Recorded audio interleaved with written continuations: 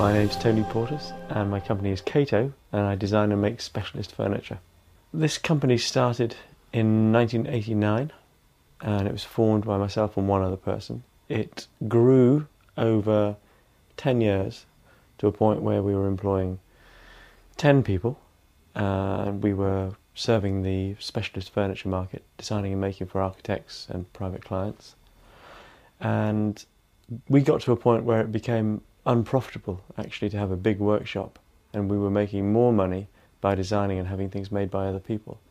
So through a natural process we closed that workshop down, and I now work independently, designing, having furniture made and making some of it myself here. What difficult decisions have you had to make?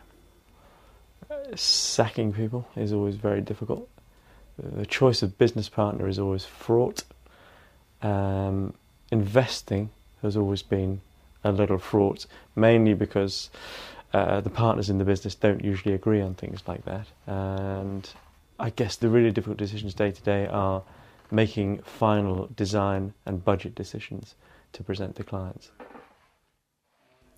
What qualities should an entrepreneur have? An entrepreneur should have the qualities of seeing a good product and realising where it can be sold and for what price. Why do you think so many startup companies fail? I think most startup companies fail when it's an emotional decision rather than a business decision. Often when people are taking their hobby or something they're interested in and trying to make a living from it. I think the best businesses work from a business model where they can take any product they like, provided they see the merit in the product and they see a market for it. What risk is there of a startup falling into debt? There's a very high risk, but it does depend on the basis on which the company was started. I've always run the business on the basis of having no debt, and that's restricted the growth of the business. There's nothing wrong with being in debt as long as you can service it. If the business is successful enough to create money to service it, that's fine. It's not to be worried about. But you do need to create debt that you know you have a reasonable chance of servicing.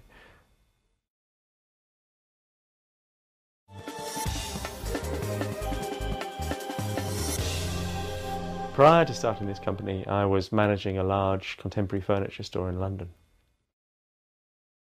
What were you doing when you first had the idea of opening the pot shop? Sitting in an olive grove in Tuscany.